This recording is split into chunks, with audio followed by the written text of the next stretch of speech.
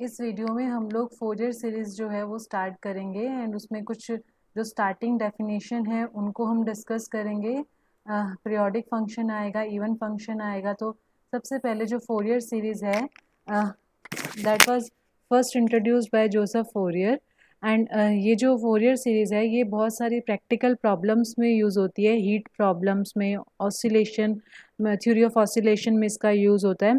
तो बेसिकली जो टर्म्स हमारे पास आगे यूज़ होने वाले हैं वो पहले हम यहाँ पे डिस्कस कर रहे हैं। So first definition is even function. A function is said to be even if f of minus x is equal to f of x। Means जो भी आपका फंक्शन है अगर हम उसके आर्ग्यूमेंट को नेगेटिव साइन से रिप्लेस कर देते हैं तो अगर फाइनल आंसर में कोई फ़र्क ना पड़े तो वो इवन फंक्शन होता है। जैसे कि हमारा कॉस फंक्शन है, कॉस फंक्शन में अगर हम करें कॉस एक्स, अगर हम x की जगह यहाँ पे माइनस एक्स लिख भी देते हैं तो भी हमारे पास वो कॉस एक्स के इक्वल रहेगा। जैसे एक्स स्क्वायर है, मीन्स एक्स को अगर हम माइनस एक्स चेंज करें, माइनस का स्क्वायर फिर से प्लस हो जाएगा, यानी एक्स को माइनस एक्स चेंज करने पे हमारे फंक्शन पे अगर कोई भी इफेक्ट ना पड़े तो वो होता है हमारा even function. Odd function on the other hand वो होता है जिसमें कि एक्स को माइनस एक्स चेंज करने पे ओवरऑल एक नेगेटिव साइन जो है वो हमारा कॉमन आ जाए, जैसे कि साइन एक्स है।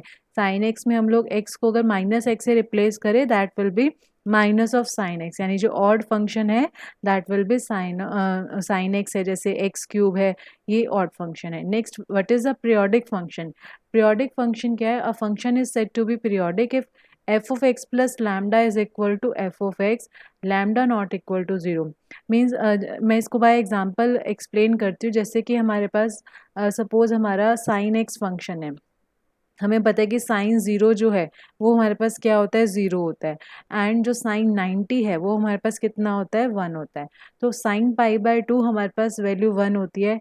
तो अगर हम इस पाई बाय टू में टू पाई ऐड कर दें that means sign five pi by two, वो भी हमारे पास क्या होगा, वन होगा। सो एक पर्टिकुलर नंबर है जिसे हम आर्ग्यूमेंट में अगर ऐड कर रहे हैं तो भी हमारे पास जो वैल्यू है फंक्शन की वो हमारे पास क्या आ रही है, सेम आ रही है।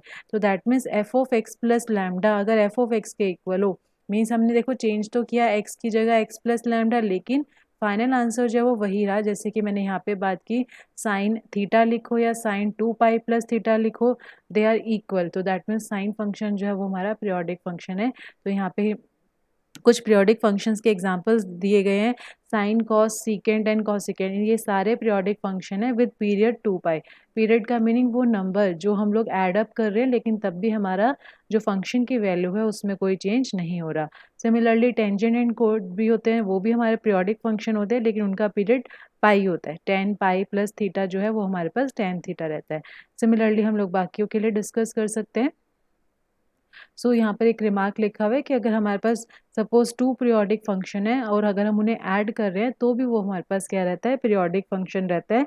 एंड जो पीरियड होता है that is the LCM of the period of all individual. Suppose एक हमारे पास कॉस फंक्शन है, एक हमारे पास सपोज साइन फंक्शन है, तो दोनों को अगर हम ऐड कर रहे हैं तो वो भी पीरियोडिक फंक्शन होगा और उनका जो पीरियड होगा that will B LCM of individual. That means जैसे बाई चांस यहाँ पर कॉस का भी पीरियड जो है वो टू पाई होता है और साइन का भी टू पाई होता है, तो टू पाई और टू पाई का हम एलसीएम लेंगे तो वो फाइनल जो एडिशन है sine x plus cos x उसका पीरियड होगा। नेक्स्ट जो इसमें डेफिनेशन है that is a trigonometric series, a series of the form A naught upon two plus A one cos x plus B one sine x plus A two cos two x plus B two sine two x and so on. या फिर हम इसे इस form में लिखते हैं summation form में, a not by two plus summation n from one to infinity a n cos nx plus b n sine nx। This is called a trigonometric series and ये जो कॉन्स्टेंट्स हैं a not a n b n, they are the coefficient which are real and independent of x। तो ये हम लोगों ने trigonometric series की बात करी है। तो ये डेफिनेशंस हम लोगों ने डिस्कस की। उसके बाद कुछ रिजल्ट्स हैं इंटीग्रल के, ये जहाँ पर न्यूमेरिकल्स में यूज़ होंगे वहीं पर हम लोग इन्हें चेक करेंगे। ये सारे रिजल्ट जो है वो हमारे कहीं ना कहीं न्यूमेरिकल्स की कैलकुलेशंस में इनका यूज़ है। इनमें से काफ़ी रिजल्ट तो पुराने भी हैं जो हमारे 11th-12th के रिजल्ट हैं। नेक्स्ट जो है definition that is piecewise monotonic function. A function F is called piecewise monotonic on an interval A B if there exists a partition of AB such that function is monotonic. अब देखो पहले तो monotonic word का meaning क्या होता है, या तो फंक्शन हमारा इंक्रीजिंग फंक्शन है या फिर फंक्शन हमारा क्या है, डिक्रीजिंग फंक्शन है। फॉर एग्जाम्पल अगर मैं बोलूँ F x is equal to x, आप x की वैल्यू को चेंज करते रहोगे, इंक्रीज करवाते रहोगे, तो एफ एक्स की जो वैल्यू है वो भी क्या हो जाएगी, इंक्रीज होएगी। जैसे हमने x को 1 किया तो फंक्शन की वैल्यू 1 आएगी, 2 पुट किया फंक्शन की वैल्यू 2 आएगी, यानी जैसे जैसे हमारा आर्ग्यूमेंट बढ़ रहा है फंक्शन की वैल्यू भी बढ़ रही है। दैट मीन्स फंक्शन जो है that is the increasing function. अगर मैं रिवर्स केस लूँ F x is equal to 1/x करूँ, तो इस केस में जब हम x को 1 करेंगे फंक्शन 1 आएगा, x को 2 करेंगे तो फंक्शन की वैल्यू 1/2 आ जाएगी।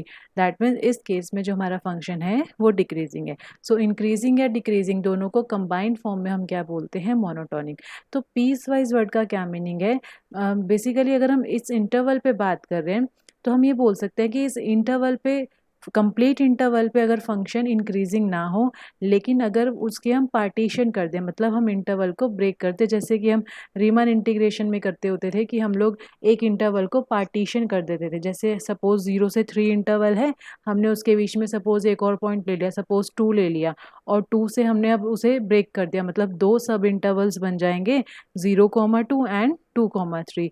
तो दैट मीन्स हमारा जो फंक्शन है वो ओवरऑल मीन्स टोटल 0 से 3 इंटरवल पे तो मोनोटोनिक नहीं है, लेकिन अगर वो सब इंटरवल्स पे मोनोटोनिक है तो उससे हम क्या कहेंगे कि that function is peace wise monotonic. Similarly हम पीस वाइज कॉन्टिन्यूटी की बात कर सकते हैं। अगेन पीस वाइज कॉन्टिन्यूटी का मीनिंग होगा कि अगर फंक्शन जो है वो कॉन्टिन्यूस है ऑन द सब इंटरवल, या फिर पार्टीशन पे जो है ओवरऑल फंक्शन जो है वो कॉन्टिन्यूस नहीं है।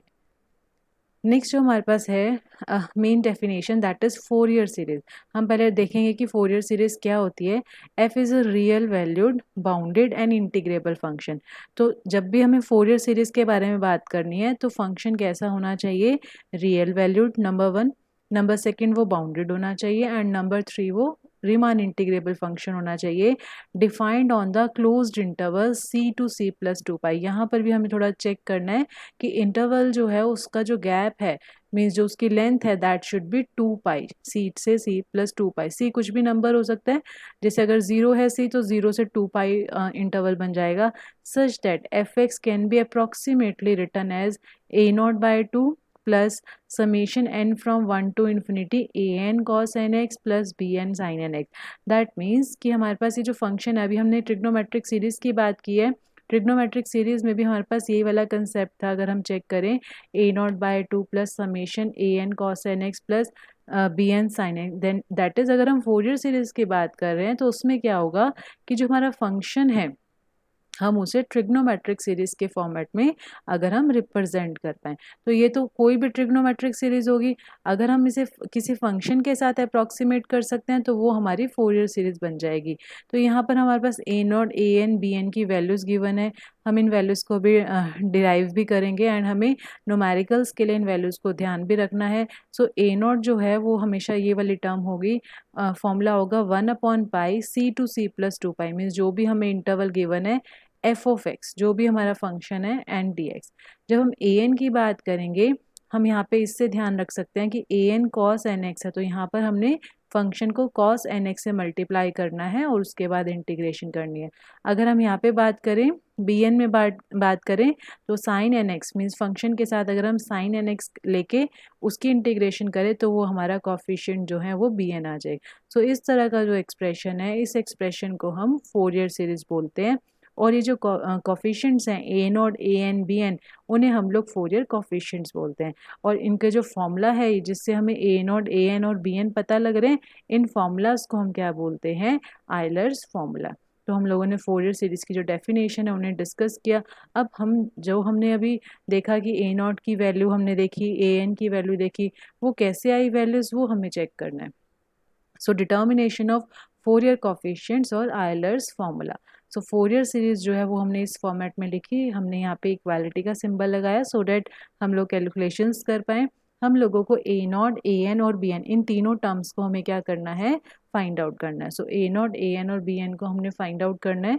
तो सबसे पहले हम लोग a0 के लिए काम करते हैं। ये एक्सप्रेशन हमारे पास है, हम इस एक्सप्रेशन की अगर इंटीग्रेशन कर दें from c to c+2π both sides, so first term में क्या होगा, a0/2 जो है वो हमारा आउटसाइड द इंटीग्रल होगा, तो यहाँ पर इंटीग्रेशन जब हम करेंगे तो 2 पाई आएगा। अब हम नेक्स्ट टर्म की अगर हम बात करें, ये जो इंटीग्रल है, इंटीग्रल जो है वो समेशन के अंदर चला जाता है अगर हमारा फंक्शन जो होता है वो कॉन्टिन्यूस होता है। सो यहाँ पर हम लोग कॉन्टिन्यूस फंक्शंस को ही बेसिकली डील कर रहे हैं, तो यहाँ पर समेशन जो है वो इंटीग्रल के अंदर चला जाएगा, सॉरी समेशन जो है वो बाहर आ जाएगा, और जो इंटीग्रल है वो हमारा समेशन के विद इन जाएगा। ए एन जो कॉन्स्टेंट से वो हमने इंटीग्रल से बाहर लिखे, नोट यहाँ पे मैंने समेशन से बाहर नहीं लिखना, सिर्फ मैंने ए एन को इंटीग्रल से बाहर लिखे क्योंकि समेशन ओवर एन है, यानी ये हमारा वेरी कर रहा है। सो कॉस एन एक्स की हमें क्या करनी है, बेसिकली इंटीग्रेशन करनी है। एंड सिमिलरली यहाँ पर अगर हम चेक करें, हमें साइन एन एक्स की क्या करनी है, इंटीग्रेशन करनी है। सो अगर हम यहाँ पे बात करें cos n x d x, अगर हम लोग इसको c की कोई वैल्यू लेके चेक करें, अगर हम c को 0 से 2 पाई लें, हम जब इसकी इंटीग्रेशन करेंगे, कॉस की इंटीग्रेशन जो होती है वो साइन एन एक्स होती है, तो sine n x upon n आएगी इसकी इंटीग्रेशन।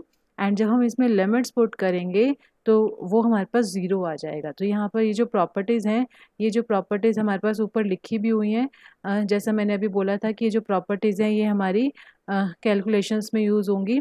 सो हम लोग इसे अगर हमें नहीं भी लर्न है तो इस तरह से हम इसे डिराइव भी कर सकते हैं। यहाँ पर एक बार देख लेते हैं कि यहाँ पे मेंशन है या नहीं है। सो यहाँ पर जैसे कि ये फर्स्ट, ये दिस वन सेकेंड प्रॉपर्टी कि अगर साइन एन एक्स है, कॉस एन एक्स है, सी टू सी प्लस 2 पाई है, तो 0 आ जाएगा। बट बेटर है कि हम लोग इन्हें लर्न ना रख के हम लोग इसे 2 स्टेप में डिराइव कर सकते हैं। हम लोग सी की कुछ भी वैल्यू ले सकते हैं। सपोज सी को हमने 0 ले लिया तो हम उस पर चेक कर सकते हैं, बिकॉज ये रिजल्ट अगर होल्ड करेगा तो सारे सी की वैल्यूज़ के लिए करेगा। यानी जो सेकेंड एंड थर्ड टर्म है वो 0 हो गई, तो यहाँ पे सिर्फ ए नॉट बचा, ए नॉट पाई। तो हम लोगों ने पाई को डिवीजन में ले गए लेफ्ट हैंड साइड पे, तो ए नॉट की जो वैल्यू है दैट विल बी 1/पाई and into this integral. So इस तरह से हम लोगों ने first Fourier coefficient a not को फाइंड आउट किया। अब हमें ए एन को फाइंड आउट करना है। जैसे मैंने बताया कि ए एन का जो कंसर्न है वो कॉस एन एक्स के साथ है, तो हम लोग क्या करेंगे, दोनों साइड कॉस एन एक्स से मल्टीप्लाई करके फिर अब हम इंटीग्रेशन करेंगे। पिछली बार हम लोगों ने स्ट्रेट फॉरवर्ड फर्स्ट इक्वेशन की इंटीग्रेशन की थी, अब की बार हम लोग कॉस एन एक्स से दोनों साइड मल्टीप्लाई करके फिर हम उसकी क्या करेंगे, इंटीग्रेशन करेंगे। तो जब हम दोनों साइड इंटीग्रेशन करेंगे उसके बाद फिर से हम वही कंसेप्ट लगाएंगे कि जो हमारा समेशन है वो इंटीग्रल और आपस में समेशन और इंटीग्रल जो है वो बेसिकली क्या हो सकते हैं, चेंज हो सकते हैं। अब यहाँ पर हमें एक चीज़ देखनी है, पहले तो जो फर्स्ट टर्म है अभी हम लोगों ने ऊपर भी यूज़ करी है कि अगर सिर्फ कॉस एन एक्स है within limit c to c plus 2 pi, तो वो क्या हो जाएगा, 0 हो जाएगा। यानी ये जो टर्म है फर्स्ट टर्म वो तो 0 है। अब रहेगी हमारी सेकंड एंड थर्ड टर्म, तो इसके लिए यहाँ पे जस्टिफिकेशन दे रखी है कि जैसे कि ये तो फर्स्ट जो मैंने अभी डिस्कस किया कि फर्स्ट टर्म जो है ए नॉट वाली टर्म वो क्यों 0 होगी, क्योंकि कॉस एन एक्स जो है सी से सी प्लस 2 पाई तक वो क्या होता है, 0 होता है। अब यहाँ पे जो बात है cos m x into cos n x, m not equal to n पे क्या आंसर आएगा और एम इक्वल टू एन पे क्या आंसर आएगा। तो ये चीज़ हमें, और एक और रिजल्ट है कि अगर साइन एंड कॉस आए, मीन्स दोनों कॉस ना आके एक साइन और एक कॉस आए, तो आंसर क्या आता है, 0। अगेन ये सारे के सारे जो रिजल्ट हैं हम बाय एग्जांपल लेके हम इसे चेक कर सकते हैं। जैसे कि यहाँ पर अगर मैं चेक करूँ m not equal to n, मान लो मैंने यहाँ पे cos 2x ले लिया और यहाँ पे मैंने cos 3x ले लिया, तो अगर हम बोलें कि cos 2x into cos 3x की हमें इंटीग्रेशन करनी है, तो हम लोग क्या करेंगे, हम इसे 2 से मल्टीप्लाई और डिवाइड करेंगे, उसके बाद 2 cos a cos b का फॉर्मूला लगाएंगे, वो हमारा साइन की टर्म्स में सॉरी वो cos की टर्म्स में आएगा बेसिकली हमारा फॉर्मूला। एंड जब हम लिमिट्स को पुट करेंगे तो फाइनल आंसर हमारा 0 आएगा। सो अगर लर्न रख सकते हैं रिजल्ट तो लर्न रखें, अदरवाइज हम लोग इसे डिराइव भी कर सकते हैं। अगर हम m is equal to n की बात करें, मतलब cos 2x into cos 2x for example, तो वो cos स्क्वायर 2x बन जाएगा। एंड हम लोग उस पर हाफ एंगल फॉर्मूला लगा सकते हैं, हम लोग उसे 1 प्लस cos 4x अपॉन 2 लिख के, एंड जब हम इंटीग्रेशन करेंगे तो ये हमारे पास पाई आ जाएगा। तो हम m और n की बजाय हम लोग कुछ नंबर लेके चेक कर सकते हैं, और इन कंडीशंस के अकॉर्डिंग जब हम चेक करेंगे तो हमें पता लगेगा कि जब m और n इक्वल है तो वैल्यू पाई है, अदरवाइज साइन इंटू कॉस भी 0 है और कॉस इंटू कॉस भी 0 है। अब मैं वापस उसी एक्सप्रेशन पे आती हूँ जिसमें फर्स्ट टर्म ऑलरेडी 0 हो चुकी है, हमने अभी डिस्कस किया। पहले हम लास्ट टर्म की बात कर लेते हैं। इंटीग्रल ऑब्वियसली समेशन के विद इन जाएगा। अब यहाँ पे साइन इंटू कॉस, तो एक साइन अगर और एक कॉस हो तो हमेशा आंसर 0 आता है। ये हम लोग चेक कर सकते हैं by taking n is equal to any number. अब ये जो टर्म है यहाँ पे हमें थोड़ा सा फोकस करना है। यहाँ पर कॉस इंटू कॉस है, लेकिन यहाँ पे जो समेशन है वो हमारे पास जो है वो n फ्रॉम 1 टू इन्फिनिटी। अब यहाँ पर हम इसे बाय एग्जांपल करें, अगर हमने जब लिखा था कि multiply both side by cos n x, हमें इसे थोड़ा सा समझना पड़ेगा। Multiply both side by cos n x, तो अगर मैं यहाँ पे ये बोलूँ, सपोज मैंने दोनों साइड कॉस 2x से मल्टीप्लाई किया था, क्योंकि यहाँ पर जो n लिखा है, लेकिन यहाँ पे जो n लिखा है वो बेसिकली वेरी नहीं कर रहा, क्योंकि वो सिर्फ सिंगल नंबर हम लोगों ने लिया है। तो हम इसे ऐसे समझ सकते हैं कि सपोज हम लोग दोनों साइड किससे मल्टीप्लाई कर रहे हैं, cos 2x से फॉर एग्जांपल। तो जब हम cos 2x से मल्टीप्लाई करेंगे, अब ये जो cos 2x है वो हर टर्म के साथ मल्टीप्लाई होगा इस समेशन की। अब इस समेशन की फर्स्ट टर्म अगर हम देखें तो वो बनेगी a1 cos x, plus second term बनेगी a2 cos 2x, plus third term बनेगी a3 cos 3x।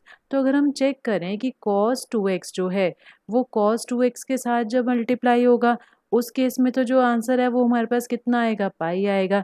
लेकिन वही समेशन अगर जैसे फर्स्ट टर्म है a1 cos x, मैंने बोला कि हमने n को यहाँ पे फिक्स करा है, ये वाला जो हमने ऊपर मल्टीप्लाई किया है। तो मान लो मैंने यहाँ पे n की जगह मेरा 2 है और यहाँ पे पूरा का पूरा समेशन पड़ा है, तो फर्स्ट टर्म क्या होगी, a1 cos x cos 2x, तो यानी डिफरेंट आ जाएंगे हमारे पास, ये cos x होगा, ये cos 2x होगा।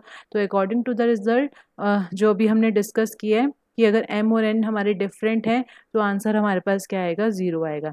यानी जो फर्स्ट टर्म है इस समेशन की वो 0 हो जाएगी। क्योंकि मैंने n को 2 लिया हुआ है तो सेकेंड टर्म हमारे पास रहेगी, क्योंकि n 2 है और यहाँ पर भी cos 2 आएगा। अगर मैं थर्ड टर्म की एक बार दोबारा बात करूँ, a3 cos 3x आएगा और इनटू में cos 2x, ये मैंने फिक्स किया हुआ है। तो cos 3x into cos 2x, again m is not equal to n, तो इस तरह से क्या हो जाएगा, 0। यानी ये जो समेशन है ये पूरा का पूरा 0 हो जाएगा, सिर्फ सिंगल टर्म रहेगी। और वो कौन सी टर्म होगी, अगर यहाँ पे 2 था तो सेकेंड टर्म रही a2 आया, और अगर यहाँ पे n है इन जनरल तो कौन सी टर्म रहेगी, nth टर्म रहेगी। तो यहाँ पे हमें थोड़ा सा ध्यान देना है कि जब हम यहाँ पर लिखेंगे तो हमने यहाँ पे समेशन नहीं लिखना, क्योंकि अब ये समेशन खत्म हो चुका है, सिर्फ सिंगल टर्म रह गई है। तो नेक्स्ट स्टेप में हम क्या करेंगे, an की वैल्यू निकालने के लिए पाई को राइट हैंड साइड पे शिफ्ट करेंगे। बिल्कुल सेम प्रोसेस जो मैंने अभी ऊपर एक्सप्लेन किया है वो bn के लिए होगी। अब की बार हम लोग साइन nx से मल्टीप्लाई करेंगे, अगेन हम लोग वही रिजल्ट्स को अप्लाई करेंगे। सिर्फ साइन अगर हो इंटीग्रल में तो वो 0 होता है, तो फर्स्ट टर्म तो पहले ही 0 होगी। यहाँ पर हम क्या रिजल्ट लगाएंगे कि साइन और कॉस अगर डिफरेंट नम है, साइन और कॉस मल्टीप्लिकेशन में अंडर दीज लिमिट्स, तो वो भी हमारे पास क्या होगा, 0 होगा। एंड यहाँ पे सेम कंसेप्ट लगेगा कि यहाँ पर अगर n जो है वो अगर हमारे पास दोनों सेम है तो आंसर पाई है, अदरवाइज हमारे पास आंसर जो है वो 0 आएगा। तो अगेन यहाँ पर समेशन जो है वो सिंगल टर्म पे रिड्यूस हो जाएगा।